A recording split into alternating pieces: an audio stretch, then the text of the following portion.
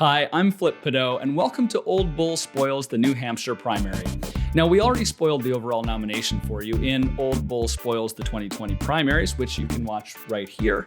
So this is all academic at this point. But since you do have the opportunity to risk your perfectly good money on the Granite State outcome, let's have a look.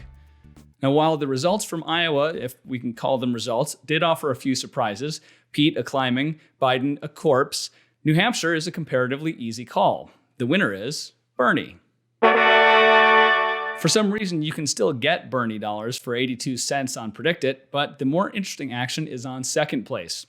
No mere consolation prize. The New Hampshire silver medal is crucial. At least it would be if not for the fact that the nomination is going to go to Mike Bloomberg. That detail aside, New Hampshire is positioned to be an important contest, in part because Iowa made itself so unimportant by entrusting the reporting to untested tech from Hillary staffers, and in part because New Hampshire is simply better than Iowa at picking nominees.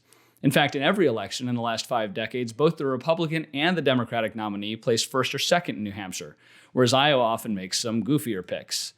History strongly suggests that anyone who fails to make the top 2 can pack it up and go home. Again, not technically relevant to the foregone nomination this year, but still an important display of a campaign's operational strength, candidate resonance, and national appeal, which could come into play down the road for VP consideration, top administration posts, or even the 2024 cycle. Now, returning to the current odds, we see Pete leading the pack at 47%, followed by Sleepy Joe at 25%, Elizabeth Warren at 19%, and Bernie at 14%, with all others in the single digits.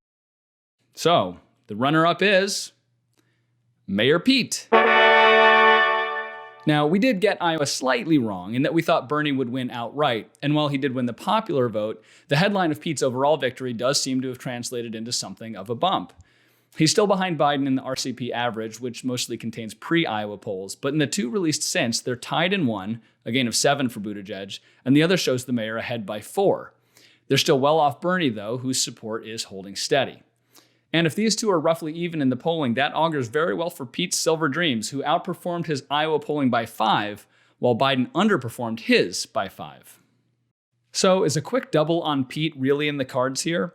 Let's have a look at what some pro-traders have to say on this second place market. We asked you to weigh in on Twitter, where Armenian Bacon says, already bigly evidence of a post-Iowa bounce. A week of free press. I think he's at least 80% to be top 2 in New Hampshire.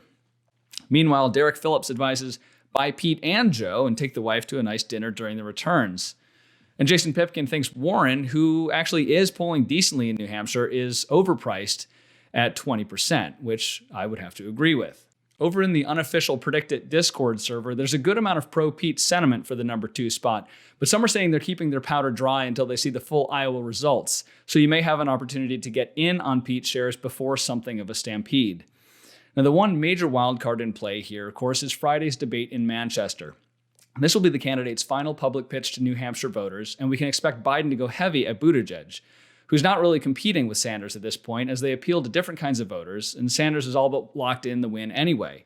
For Joe to maintain the slimmest relevance, he has to place second, and to do that, he has to do something memorable to stop the Buddamentum. You can see Pete has already gotten under Biden's skin, as evidenced in this recent tweet where Biden says, Mayor Pete likes to call me part of the old failed Washington. Was it a failure when I helped pass Obamacare, the Paris Agreement, the Violence Against Women's Act, or the assault weapons ban? I have a stronger record of passing big progressive legislation than anyone running. The thing is, Biden's no longer a top-flight debater if he ever was one. One thing we've learned from mild-mannered Pete is that he does hold his own on the stage, and coming off his win, he'll likely get more speaking time than ever before. Plus, he'll be expecting the broadsides from Biden, and we can be sure that he'll be ready with some punchy counterpunches of his own. I anticipate it'll only help Pete's performance in the primary, and I'm looking forward to the melee. A second but more minor wildcard still in the mix is the remainder of those Iowa results.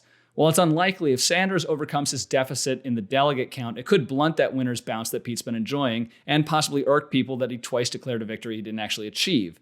But any such reversal coming so late may not matter much, especially since his chief rival is doing such a tremendously bad job at getting people to actually vote for him. I think Biden's chances here are better at coming in 4th behind either Warren or Klobuchar than actually placing 2nd. So that's New Hampshire spoiled. Bernie 1st, Pete 2nd, 3rd a historically irrelevant participation trophy for someone else. We'll be seeing you again on Tuesday, if not before, but in the meantime, please subscribe to this, your favorite new YouTube channel, follow us on Twitter @OldBullTV, and let us know your predictions in the comments. So long.